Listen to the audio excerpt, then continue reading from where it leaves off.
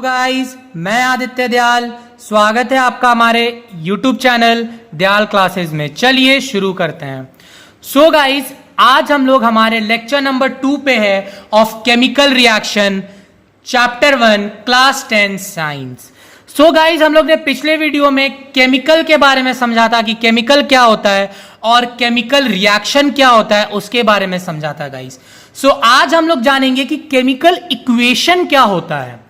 ठीक है गाइस, आज का हमारा टॉपिक है केमिकल इक्वेशन।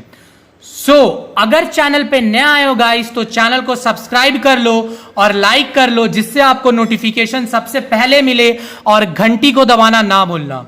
ठीक है गाइस, चलिए शुरू करते हैं। गाइस, आज का हमारा टॉपिक है केमिकल इक्वेशन। क्या है guys? Chemical equation. Chemical equation. ठीक है गाइस, आज का हमारा टॉपिक है chemical equation.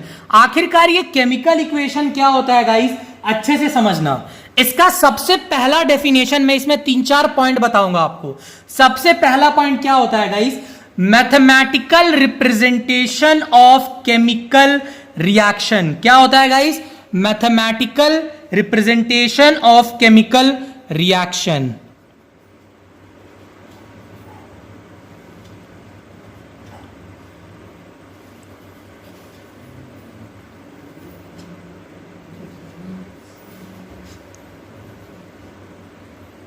Mathematical representation of chemical reaction. ठीक है गाइस, ये था हमारा पहला पॉइंट। अब आते हैं गाइस दूसरे पॉइंट पे, बी नंबर। वो क्या है गाइस, अच्छे से समझना कि केमिकल इक्वेशन में बहुत सारे सिंबल्स यूज होते हैं और फॉर्मूलाज यूज होते हैं। इन केमिकल इक्वेशन, इन सीई लिख दे रहा हूं मैं, इन केमिकल इक्वेशन सिंबल्स, ठीक है guys, symbols and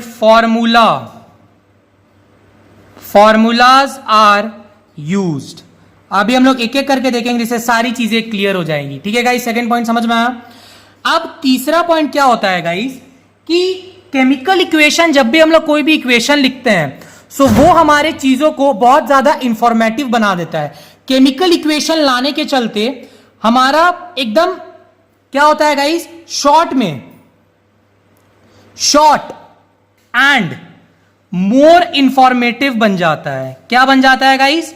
more informative. मतलब सिर्फ सिंबल और फॉर्मूला से ही मेरे को सब कुछ पता चल जाएगा, और ये बहुत छोटा होता है और बहुत ज्यादा इंफॉर्मेटिव होता है। मतलब बहुत चीज मेरे को बताता है गाइस। ठीक है, उसमें से बहुत सारी चीजें होती है जो हम लोग आगे करके देखेंगे अभी इसी वीडियो में गाइस।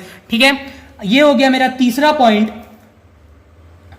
अब फॉर एग्जाम्पल मान लो H2 प्लस O2 क्या देता है मेरा? H2O। ये क्या है? मेरा केमिकल रिएक्शन।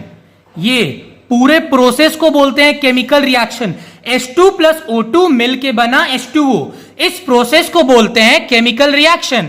और कॉपी में ये जो लिखा हुआ है सिंबल के साथ, इसको बोलते हैं केमिकल इक्वेशन। ठीक है गाइस, और एक एग्जांपल देख लो, C प्लस O2, ये क्या दिया है मेरा? CO2।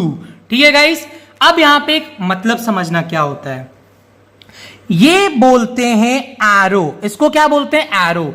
ये एरो जो है हमारे लेफ्ट हैंड साइड और राइट हैंड साइड को अलग अलग करता है। मतलब कि भाई लेफ्ट साइड कुछ है, राइट साइड कुछ है। ठीक है, इसका केमिस्ट्री में मीनिंग क्या होता है गाइस कि लेफ्ट हैंड साइड वाले को समझना, लेफ्ट हैंड साइड वाले को, एरो के लेफ्ट हैंड साइड वाले को रिएक्टेंट्स बोलते हैं।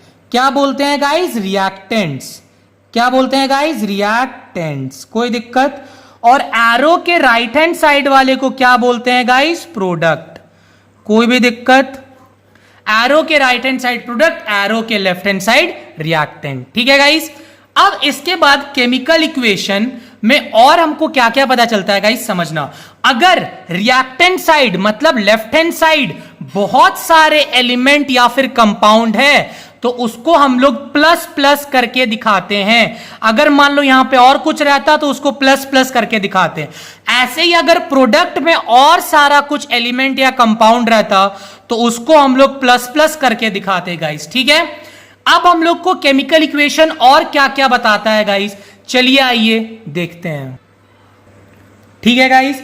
सो मान लो कि यहां पे लिखा हुआ है गाइस 2H2 प्लस O2 मेरा देता है 2H2O। मान लो ये मेरा कोई रिएक्शन है, क्या है गाइस, रिएक्शन है, और वो उसका रिप्रेजेंटेशन है कॉपी में, तो इसलिए ये मेरा क्या हो गया, केमिकल इक्वेशन, ठीक है गाइस, कोई दिक्कत। अब आप लोग एक चीज और समझना कि ये मेरा क्या दिया हुआ है, एरो, जो मेरे रिएक्टेंट और प्रोडक्ट को अलग अलग करता है। और क्या बताता है, ये मेरा एरो बताता है, डायरेक्शन बताता है, डायरेक्शन ऑफ रिएक्शन। ये मेरे को डायरेक्शन ऑफ रिएक्शन बताता है कि मेरा केमिकल रिएक्शन किस डायरेक्शन में जा रहा है। एरो किस तरफ है, राइट साइड, मतलब लेफ्ट से राइट साइड जा रहा है। सो मेरे को एक चीज और पता चला कि यहां पे जो एरो मेरे को डायरेक्शन ऑफ रिएक्शन भी बताता है। अगर ये मान लो किसी भी इक्वेशन में अगर इस तरफ रहता तो हम लोग क्या समझते कि डायरेक्शन ऑफ रिएक्शन क्या है, फ्रॉम राइट टू लेफ्ट। कोई दिक्कत गाइस, ये चीज समझ में आया। अब हम लोग एक चीज और देखेंगे आने वाले टाइम में, जब हम लोग और सारा रिएक्शंस देखेंगे गाइस, तो वहां पे क्या समझेंगे कि एरो के ऊपर आप लोग देखना बहुत चीज लिखा हुआ रहेगा, एरो के ऊपर बहुत चीज लिखा हुआ रहेगा। आप लोग देखेंगे उसमें सबसे पहला लिखा रहेगा प्रेशर, प्रेशर लिखा रहेगा गाइस। दूसरा आप लोग को दिखेगा हीट, तीसरा आपको दिखेगा गाइस इलेक्ट्रिसिटी, समझ जाना, और चौथा आप लोग को दिखेगा गाइस सनलाइट। जब हम लोग आगे बहुत सारा रिएक्शन पढ़ेंगे तो एरो के ऊपर आपको ये सब लिखा हुआ दिखेगा। आखिरकार ये सब क्या होता है गाइस, तो बात समझो, एरो के ऊपर जो ये सब लिखा रहता है ना, प्रेशर, किसी में हीट, किसी में इलेक्ट्रिसिटी, किसी में सनलाइट, और हीट को हीट ना लिख के सिंबॉलिक वे में डेल्टा लिख देते हैं, ट्रायंगल बना देते हैं। इसको क्या पढ़ते हैं, डेल्टा, और मतलब क्या समझते हैं कि ये हीट का सिंबल है, ठीक है गाइस, यहां तक समझ में आया। अब इसके बाद और एक चीज समझो कि जब ये मेरा एरो के ऊपर रहता है तो क्या बताता है, ये मेरे को बताता है कंडीशन ऑफ रिएक्शन। क्या बताता है guys, condition of reaction. Sir ये कंडीशन ऑफ रिएक्शन कुछ समझ में नहीं आ रहा है।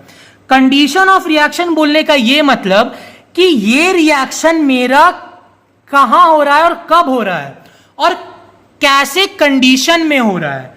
मान लो कि कोई भी एक रिएक्शन है, अगर हम एरो के ऊपर लिख देते हैं, मान लो कोई भी एक रिएक्शन है, मैंने एरो के ऊपर लिख दिया प्रेशर, मतलब कि ये मेरा केमिकल रिएक्शन कुछ एक प्रेशर में हो रहा है। प्रेशर का कुछ एक वैल्यू होगा, मान लो किसी में भी 720 mm ऑफ Hg ऐसे करके लिखा होगा, तो ये क्या है, प्रेशर है। बता दिया कि इतने प्रेशर में ये रिएक्शन हो रहा है। सो क्या बता रही है, कंडीशन, ठीक है। अब मान लो हीट, मान लो किसी भी अगर एरो के ऊपर अगर डेल्टा दिया है तो हम लोग क्या समझ जाएंगे कि ये रिएक्शन हीट के प्रेजेंस में हो रहा है, या तो उसका वैल्यू दे देगा या तो डेल्टा लिख देगा।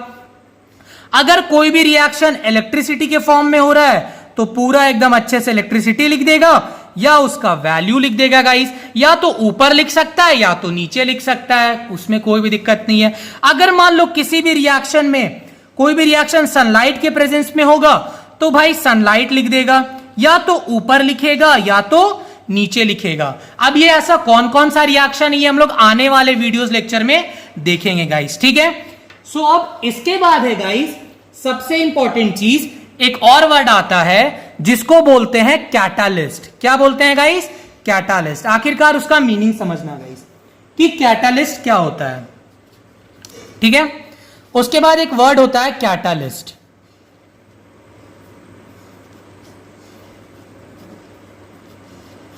कैटालिस्ट, आखिरकार ये कैटालिस्ट क्या होता है, बात समझना। They are those chemicals which increases the rate of reaction without actually participating in it, without actually participating in it. क्या होता है guys, they are those chemicals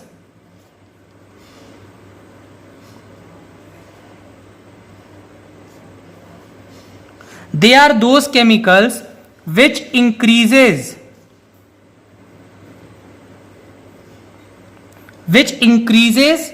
the rate of reaction,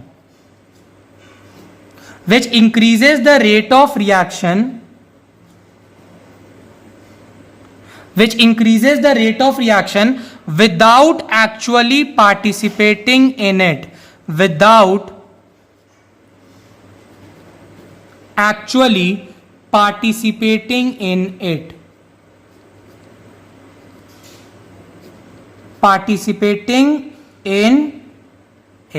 ठीक है गाइस, तो आपको ये चीज समझ में आ रहा है।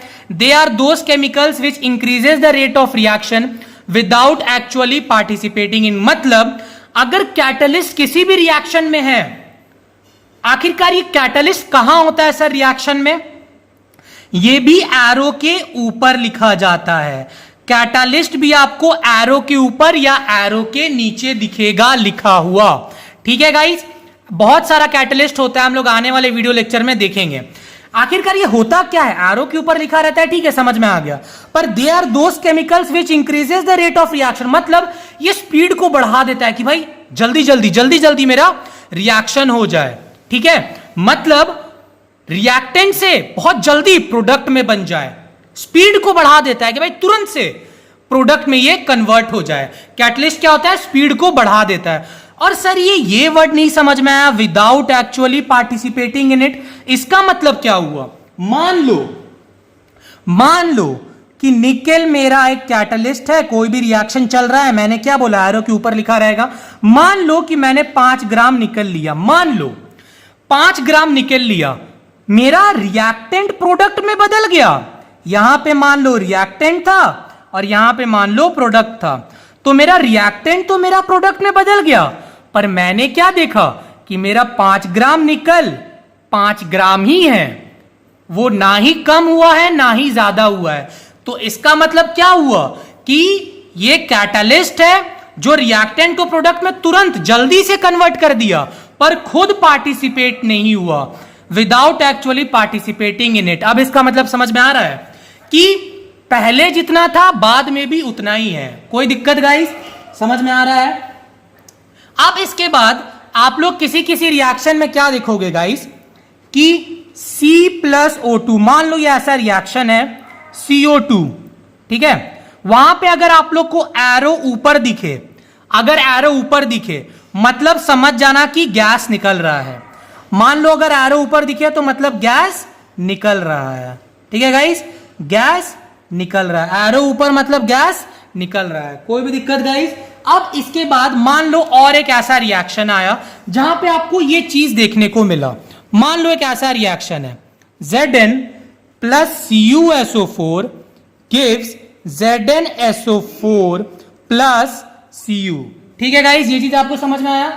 मान लो अगर यहां पे ऐसे करके एरो नीचे की तरफ दिया हुआ है, तो ये नीचे एरो मेरा क्या बताता है, नीचे एरो मेरा बताता है प्रेसिपिटेट, प्रेसिपिटेट बताता है। प्रेसिपिटेट मतलब ऐसा चीज जो मेरा पानी में ना घुले, मतलब वाटर इनसॉल्यूबल। प्रेसिपिटेट मतलब क्या होता है गाइस, वाटर इनसॉल्यूबल, जो मेरा पानी में ना घुले। जब भी एरो नीचे मतलब उसको बोलते हैं पीपीटी, प्रेसिपिटेट मतलब वाटर इनसॉल्यूबल, जो पानी में ना घुले, ठीक है गाइस। एरो नीचे का ही मतलब आपको समझ में आ गया, कोई भी दिक्कत गाइस। अब मान लो अगर आपको कभी भी ये वर्ड दिखे, मान लो कि एक ऐसा रिएक्शन है NaCl plus H2O gives Na plus Cl minus, आप क्या देखोगे गाइस कि उसके नीचे एक स्टेट लिखा रहता है। क्या लिखा रहता है गाइस, स्टेट। क्या लिखा रहता है गाइस, स्टेट। क्या होता है कि NaCl मेरा सॉलिड है, ये यहां पे S से सिंबलाइज करता है, पानी मेरा लिक्विड है वो L से सिंबलाइज करता है, Na plus aqueous, Cl minus aqueous. ये AQ मतलब क्या होता है सर, AQ मतलब होता है एक्वस गाइस। सर ये एक्वस मतलब क्या हुआ कि जिसमें पानी रहे, सर कंफ्यूजन क्रिएट हो गया। अब लिक्विड मतलब भी पानी होता है और एक्वस मतलब भी पानी होता है, सो दोनों में अंतर क्या हुआ। एक्वस तब बोलते हैं जहां पे मेरा सॉल्वेंट पानी हो, जहां पे मेरा सॉल्वेंट पानी हो, उसको हम लोग बोलते हैं, क्या बोलते हैं गाइस? Aqueous solution. और लिक्विड मतलब क्या होता है कि जहां पे सिर्फ पानी हो, और एक्वस मतलब जहां पे सॉल्वेंट पानी हो। सॉल्वेंट पानी हो मतलब सॉल्यूट होगा, मतलब कुछ चीज उसमें मिलाया जाएगा। मान लो पानी में मैंने चीनी मिलाया, तो मैं क्या बोलता हूं? जो चीज मैंने मिलाया वो सॉल्यूट, और सॉल्वेंट क्या हुआ? पानी। तो उसमें ज्यादा मात्रा में क्या है? पानी है, तो वो क्या हुआ? एक एक्वस सॉल्यूशन। कोई भी दिक्कत? लिक्विड और एक्वस में अंतर समझ में आ गया गाइस, जहां पे सॉल्वेंट मेरा पानी हो। सो गाइस केमिकल इक्वेशन मेरे को इतने सारे पॉइंट्स बताता है, ठीक है गाइस। सो इसी के साथ हमारा लेक्चर नंबर 2 हुआ फिनिश। अगर आपको किसी भी चीज में कोई भी दिक्कत हो, सो कमेंट सेक्शन में कमेंट करना ना भूलना। Thank you for watching my video guys. Bye bye, see you all and take care.